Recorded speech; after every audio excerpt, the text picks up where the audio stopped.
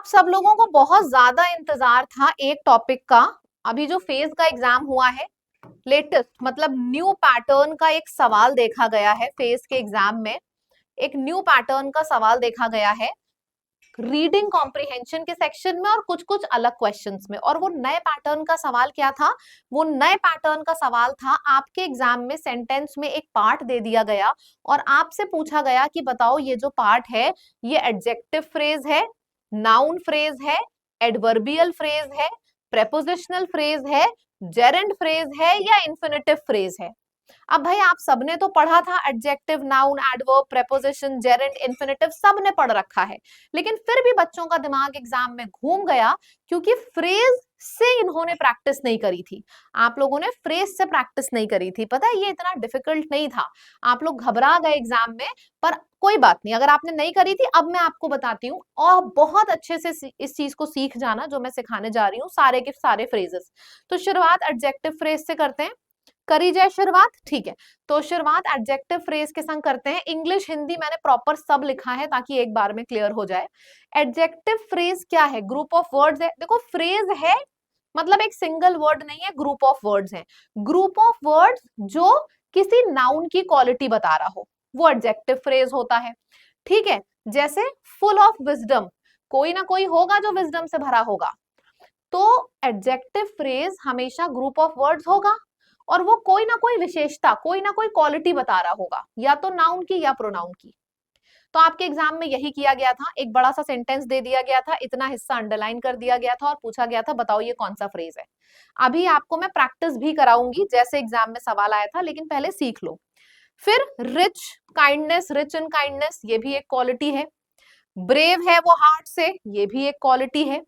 Loyal है, ये भी एक क्वालिटी है। बट यहाँ पे सिर्फ लॉयल नहीं मिलेगा, यहाँ पे आपको एक फ्रेज मिलेगा एग्जाम में, लॉयल टू द कोर। फिर है जेनरस इन नेचर, तो ये भी एक फ्रेज है। और फ्रेज कैसा है? जो नाउन के बारे में बता रहा है, ठीक है, और क्वालिटी के बारे में बता रहा है। स्ट्रॉन्ग इन कैरेक्टर, ये भी नाउन या प्रोनाउन की क्वालिटी के बारे में बता रहा है। मतलब एडजेक्टिव फ्रेज एक ऐसा फ्रेज है जिसके बाद आपका नाउन या प्रोनाउन आएगा और उस नाउन या प्रोनाउन की क्वालिटी डिस्कस हो रही होगी उस फ्रेज में। ठीक है, तो फिर वो एडजेक्टिव फ्रेज हो जाएगा। अब क्या है? एडजेक्टिव फ्रेज ये होता है। अब नाउन फ्रेज क्या होता है? नाउन फ्रेज में तो दिमाग ही नहीं लगाना है, सिंपल आपके सेंटेंस में नाउन ही फ्रेज होगा, लेकिन वो नाउन का फ्रेज होगा। जैसे टॉल बॉय नाउन का फ्रेज है, बंच ऑफ ग्रेप्स आपके पूरे के पूरे सेंटेंस में नाउन ही होगा, सब्जेक्ट और ऑब्जेक्ट का ही काम हो रहा होगा। साउंड ऑफ रेन, ये भी क्या है? नाउन है। कैसे नाउन है? आर्टिकल के बाद नाउन आया, ऑफ एक प्रेपोजिशन है, प्रेपोजिशन के बाद नाउन आया, तो नाउन के ही ग्रुप ऑफ वर्ड्स को नाउन फ्रेज बोल देते हैं। ये किसी की क्वालिटी या जगह या किसी कौन सा काम किस तरीके से हो रहा है इसके बारे में नहीं बताएगा, ये सिर्फ नॉर्मल सब्जेक्ट और ऑब्जेक्ट ही रहता है। नाउन फ्रेज इजी होता है। बच्चे एग्जाम में जहां कंफ्यूज हुए थे वो एडवर्ब फ्रेज, एडजेक्टिव फ्रेज और प्रेपोजिशन फ्रेज में हुए थे, यहाँ पे नहीं हुए थे। दोस थ्री लिटिल किटन्स, ये भी नाउन फ्रेज है। मतलब देखो सारे के सारे वर्ड्स में आपको नाउन दिख रहा होगा, दूर से ही देख के समझ में आ जाएगा नाउन फ्रेज है, इजी होता है। अब कंफ्यूजिंग कहाँ होता है? एडवर्ब और प्रेपोजिशन और एडजेक्टिव। एडजेक्टिव हमने समझ लिया, अब एडवर्ब फ्रेज समझते हैं। एडवर्ब फ्रेज को समझ लेना, एडवर्ब फ्रेज बताता है कौन सा काम कैसे हुआ। प्लीज थोड़ा ध्यान दीजिएगा बोर्ड की तरफ, एडवर्ब फ्रेज पे हम हैं, ठीक है। कौन सा काम कैसे हुआ, how the work is done. कौन सा काम कैसे हुआ, how the work is done. कहाँ हुआ, where the work is done. कब हुआ, when the work is done. किस तरह से हुआ, मतलब कि in what manner was it done. मतलब काम कैसे हुआ, हाउ इज इट डन। काम कहाँ हुआ, वेयर इज इट डन। काम कब हुआ, when it is done. And किस तरीके से हुआ, इन what manner it is done. तो कभी भी काम कैसे हो रहा है, कहाँ हो रहा है, जब इन सब चीजों के बारे में फ्रेज बताएगा तो वो एडवर्बियल फ्रेज होता है, ठीक है। जैसे कि इन अ लाउड वॉइस, कैसी वॉइस थी, लाउड वॉइस थी, adverbial phrase. With great care, जो उस बंदे ने काम किया किस तरह से किया, ग्रेट केयर के संग किया। तो ये भी क्या है, कैसे किया, कैसे का आंसर मिला, ये भी एडवर्बियल फ्रेज हो गया। इन सब में से किसी ना किसी का आंसर मिलेगा। एट मिडनाइट, किस चीज का आंसर मिला है, व्हेन। इन द मॉर्निंग, फिर से व्हेन का आंसर मिला। क्या है, ऑन द रूफ यानी कि वेयर। इन अ हरी मतलब किस तरीके से है, इन व्हाट मैनर। बाय मिस्टेक, फिर से है किस तरीके से, मिस्टेक से हो गया। विद अ स्माइल, किस तरह से काम करा गया, स्माइल के साथ करा गया, मिस्टेक के साथ करा गया, गुस्से के साथ करा गया। तो ये सब हमारा एडवर्बियल फ्रेज होता है। पता है बहुत से बच्चे कंफ्यूज कहाँ पे हुए थे, ये मैं आपको बताऊं। अभी जो नया पैटर्न एग्जाम में पूछा जा रहा है, बच्चे कंफ्यूज हुए थे यहाँ पे कि विद एक प्रेपोजिशन है, प्रेपोजिशन के बाद आया तो वो प्रेपोजिशनल फ्रेज हो गया। यही सबसे बड़ी गलती है जो बच्चे किए थे। बात समझ में आ रही है, आपको देखना है, पूरा का पूरा फ्रेज पढ़ना है, सिर्फ एक शब्द नहीं देखना है, पूरा फ्रेज पढ़ो। अगर फ्रेज आपको बता रहा है कोई सा काम कब हुआ, कहाँ हुआ, कैसे हुआ, तो वो एडवर्बियल फ्रेज है। और कोई फ्रेज, आखिरी आ जाता है प्रेपोजिशनल फ्रेज। कोई फ्रेज अगर आपको किसी के मतलब पोजीशन के बारे में बता रहा है, प्रेपोजिशन, तो वो पोजिशनल फ्रेज है। और प्रेपोजिशनल फ्रेज में एक और चीज याद रखना, आपके सेंटेंस में शुरुआत प्रेपोजिशन से होगी, है ना। प्रेपोजिशन के बाद नाउन या प्रोनाउन आएगा। एडजेक्टिव फ्रेज में हमने क्या पढ़ा था, एडजेक्टिव फ्रेज में भी हमने पढ़ा था नाउन या प्रोनाउन आएगा। तो आप लोगों को कंफ्यूजन नहीं हो रहा है कि मैम एडजेक्टिव फ्रेज में भी आपने बताया था नाउन और प्रोनाउन आएगा, प्रेपोजिशन फ्रेज में भी आप बता रहे हो नाउन या प्रोनाउन आएगा, तो हम एग्जाम में कैसे समझेंगे कि कौन सा एडजेक्टिव फ्रेज है, कौन सा प्रेपोजिशनल फ्रेज है। आपको इस चीज पे डाउट नहीं हो रही है, कितने लोगों को इस चीज में डाउट है, ये डाउट आ रहा होगा, तो इसका भी सोल्यूशन समझो। ठीक है, इतनी बात आपने सही समझी कि भाई मैम ने बोला कि प्रेपोजिशनल फ्रेज में भी नाउन और प्रोनाउन के बारे में बताता है, एडजेक्टिव में भी, तो डिफरेंस कैसे पता चलेगा। एडजेक्टिव में इनकी विशेषताओं के बारे में बात हो रही होगी, जो फ्रेज होगा ना उसमें विशेषताओं की बात हो रही होगी, और प्रेपोजिशनल में बात हो रही होगी पोजिशन की, मतलब किस जगह पे है, ये डिफरेंस होगा। जैसे कि जब हम बात करते थे एडजेक्टिव फ्रेज की, यहाँ पे देखो, तो एडजेक्टिव फ्रेज में सब में क्वालिटी बताई गई थी, फुल ऑफ विजडम है, फुल ऑफ ये एंगर है, काइंडनेस है, सब में क्वालिटी थी। लेकिन प्रेपोजिशनल फ्रेज में देखो क्वालिटी कहीं पे भी नहीं है, पोजिशन है, इंसुलर कॉन्फ्लिक्ट है, एट द स्टेशन है। अच्छा, अब यहाँ पे एक और डाउट आपको होगा कि मैम एट द स्टेशन तो वेयर मतलब जगह का आंसर मिल रहा है, तो फिर ये एडवर्बियल फ्रेज क्यों नहीं है, क्योंकि यहाँ पे आपके सेंटेंस में प्रेपोजिशनल फ्रेज में पोजीशन के साथ साथ प्रेपोजिशन के बाद नाउन या प्रोनाउन आ रहा होगा। मतलब प्रेपोजिशन है, उसके बाद नाउन या प्रोनाउन है, फिर पोजीशन का पता चला है, तो ये प्रेपोजिशनल फ्रेज है। अगर एक नॉर्मल पोजीशन की बात हो जाएगी आपके सेंटेंस में और वो नाउन और प्रोनाउन का जिक्र नहीं होगा सेंटेंस में, तो वो एडवर्ब होगा, क्योंकि एडवर्ब में हमेशा वर्ब की क्वालिटी पता चलेगी या एडजेक्टिव की। प्रेपोजिशन में किसकी क्वालिटी पता चल रही है, नाउन और प्रोनाउन की। बात समझ में आई।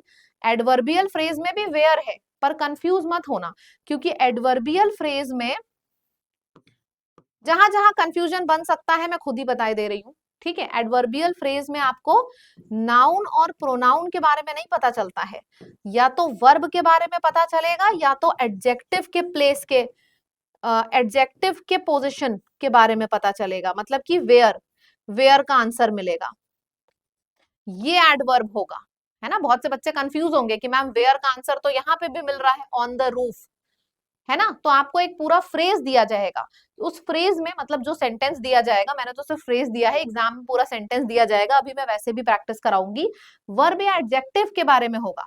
और प्रेपोजिशन में क्या है, प्रेपोजिशन में आपकी पोजीशन पता चलेगी नाउन और प्रोनाउन के रिस्पेक्ट में। आपको अभी देखने में सेम लग रहा होगा on the roof, at the station, पर जब एग्जाम में सेंटेंस आएगा ना तो वो अलग से आपके अलग से सेंटेंस पढ़ने पे पता चल जाएगा कि नाउन और प्रोनाउन के बारे में है या वर्ब और एडजेक्टिव के बारे में है। अभी हम उसकी भी प्रैक्टिस कर लेंगे, ठीक। अब देखो इसमें पोजीशन में तो सिंपल सी चीज है कि आपके सेंटेंस में शुरुआत होगी प्रेपोजिशन से, सब में प्रेपोजिशन से शुरुआत हुई है, बाद में नाउन या प्रोनाउन आएगा और पोजीशन के बारे में पता चल रहा होगा, तो वो प्रेपोजिशनल फ्रेज है। बस इतना याद रखना है प्रेपोजिशनल फ्रेज में। सबसे ज्यादा समझने वाला एडजेक्टिव, एडवर्ब और प्रेपोजिशनल फ्रेज ही है। नाउन तो देखने से ही समझ में आ जाएगा, आपके फ्रेज में सब्जेक्ट और ऑब्जेक्ट के सिवा कुछ होगा ही नहीं, वो नाउन है। ठीक है, क्लियर है? अच्छा, अब एक चीज और बताऊं यहाँ पे आपको, जेरेंड और इन्फिनिटिव ये भी सीख लो। अब दो बचे हैं तो ये भी सीख लो। दिमाग ना लगाना ना जेरेंड में ना इन्फिनिटिव में। जेरेंड का सीधा सा मतलब है कि जेरेंड फ्रेज वो फ्रेज होगा जिसकी शुरुआत जेरेंड यानी कि आईएनजी से हो रही होगी। जेरेंड फ्रेज वो फ्रेज होगा जिसकी शुरुआत आईएनजी से हो रही होगी। अब कोई भी फ्रेज उठा के देख लो, शुरुआत आईएनजी से हो रही है, दिखा? Reading historical novels, watching TV late night, swimming in cold water, सारे के सारे फ्रेजेस की शुरुआत आईएनजी से है। तो जिस भी फ्रेज की शुरुआत आईएनजी से है वो जेरेंड फ्रेज है, दिमाग ही नहीं लगाना। इन्फिनिटिव फ्रेज, इन्फिनिटिव फ्रेज में हर फ्रेज कोई भी उठा के देख लो, सबकी शुरुआत टू प्लस वर्ब के फर्स्ट फॉर्म से हो रही होगी। To win the prize, to help others, to learn new skills, to speak fluently, to explore the unknown. मतलब सारे के सारे सेंटेंसेस में आप देखो टू प्लस वर्ब के फर्स्ट फॉर्म से शुरुआत हो रही होगी, तो ये आपका इन्फिनिटिव फ्रेज हो जाएगा। ठीक है शिवानी, अभी मैं क्वेश्चंस कराऊंगी तब समझ में आएगा, राइट? चलो, तो ये समझ में आ गया। अब हमने बेसिक समझा है। अब समझिए ये चीज एग्जाम में किस तरीके से पूछी जा रही थी।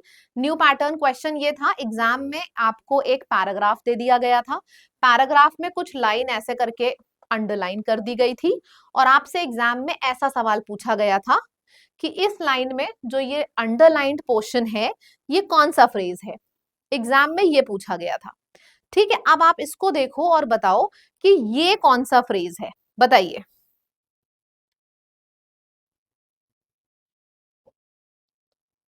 फॉर देयर ओन सेक। सबसे पहले आप एक चीज देखो, फ्रेज की शुरुआत किससे हो रही है? प्रेपोजिशन से, और बाद में क्या आ रहा है? ओन सेक, नाउन या प्रोनाउन। मैंने क्या बोला था? प्रेपोजिशन से शुरुआत होगी, बाद में नाउन या प्रोनाउन आएगा, तो फिर वो प्रेपोजिशनल फ्रेज होगा। फॉर देयर ओन सेक, ठीक है। They may genuinely like it and be grateful to the teachers for putting it in their way, putting it in their way।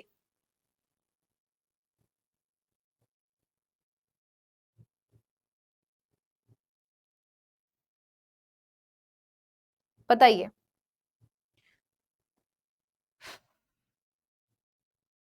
सबसे पहले आपके सेंटेंस में इन आया, मतलब कि प्रेपोजिशन आया, उसके बाद में नाउन आया। प्रेपोजिशन के बाद अगर नाउन या प्रोनाउन है तो वो क्या होता है? प्रेपोजिशनल फ्रेज होता है। और इन देयर वे मतलब ये जगह के बारे में बता रहा है, जगह के बारे में भी बता रहा है, ठीक है। तो ये हो गया, प्रेपोजिशन के बाद नाउन या प्रोनाउन है तो वैसे भी प्रेपोजिशनल फ्रेज ही होगा। ज्यादातर सही ही आया होगा, आई बिलीव, है ना? चलो, फिर आ जाएगा a number of boys and girls anxious to please their teachers. अच्छा, ये जो फ्रेज है कि वो लोग बहुत एंशियस थे, कौन लोग एंशियस थे मुझे ये बताओ। एंशियस तो चलो क्वालिटी हो गई है ना, किसकी क्वालिटी है? वर्ब की क्वालिटी है, नाउन की क्वालिटी है, किसकी क्वालिटी है? बॉयज एंड गर्ल्स मतलब नाउन की क्वालिटी है, मतलब नाउन की क्वालिटी है। अब नाउन की क्वालिटी के बारे में बता रहा है ना, एंशियस कौन है? एंशियस ये नाउन है, बॉय और गर्ल। नाउन की क्वालिटी बारे में बता रहा है तो क्या हुआ? नाउन की क्वालिटी कौन बताता है यार? Adjective phrase. थोड़ा थोड़ा समझ में आ रहा है, नाउन की क्वालिटी के बारे में बता रहा है, नाउन के बारे में नहीं, नाउन की क्वालिटी के बारे में। एंशियस क्या है? एंशियस एक क्वालिटी है, ठीक है। तो नाउन की क्वालिटी के बारे में बता रहा है तो क्या हो जाएगा? एडजेक्टिव फ्रेज, ठीक है। चलो, कुछ क्वेश्चंस और प्रैक्टिस करते हैं। एग्जाम में ऐसे करके पैराग्राफ आ रहा है, बीच में लाइन उठा दी जा रही है, ऐसे करके अंडरलाइन है, पूछा जा रहा है बताओ ये कौन सा फ्रेज है in a face to face relationship.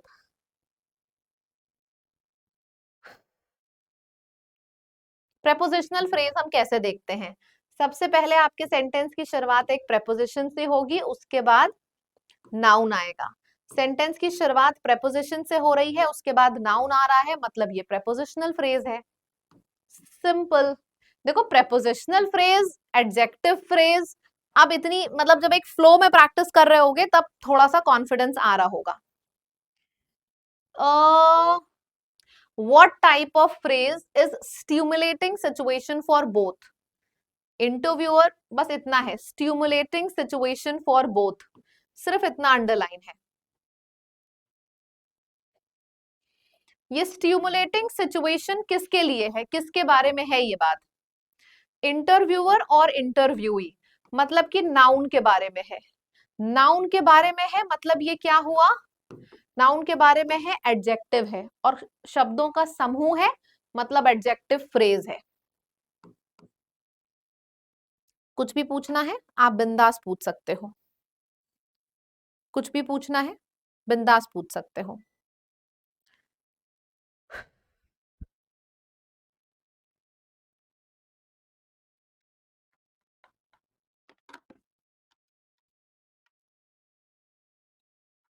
चलो इसको करिए।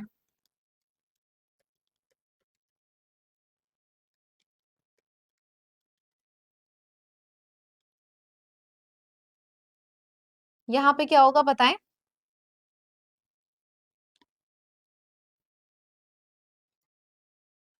टू से शुरू है, टू प्लस वर्ब का फर्स्ट फॉर्म, मतलब इन्फिनिटिव फ्रेज। देखो इन्फिनिटिव और एडजेक्टिव प्रेपोजिशन हो चुका है, एडवर्ब नहीं हुआ है ना। कुछ एडवर्ब का मैं खुद लिख के करा देती हूँ प्रैक्टिस आपको।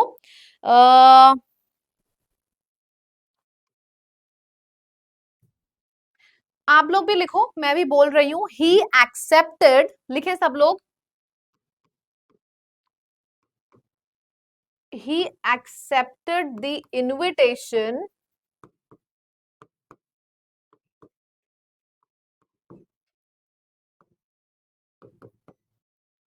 with great enthusiasm। अब ये आपके एग्जाम में सपोज आया, ठीक है, एक सेंटेंस आपको एग्जाम में दे दिया गया और इतना अंडरलाइन कर दिया गया, आपसे पूछा गया बताओ ये कौन सा फ्रेज है? ये ग्रेट एंथुजियाज्म किसके लिए यूज हुआ है? ये ग्रेट एंथुजियाज्म यूज हुआ है एक्सेप्टेड के लिए, और एक्सेप्टेड वर्ब है, वर्ब के बारे में बता रहा है, वर्ब की क्वालिटी बता रहा है, तो ये एडवर्ब हुआ, और एडवर्ब का फ्रेज है तो एडवर्बियल फ्रेज हुआ। अब तो मेरे ख्याल से कॉन्फिडेंस आ गया होगा, एडवर्बियल फ्रेज में भी, एडवर्बियल फ्रेज में भी कॉन्फिडेंस आ गया होगा। एक और करा देते हैं। She goes jogging in the morning. In the morning underlined है, बताओ क्या होगा? ये तगड़ा सवाल है, यहां पे कंफ्यूज हो सकते हो। प्रेपोजिशनल फ्रेज होगा या एडवर्बियल फ्रेज होगा? बस इसको कर लो, समझ लेना सब हो गया। इसके बाद सारी वैरायटी आपने कर ली है।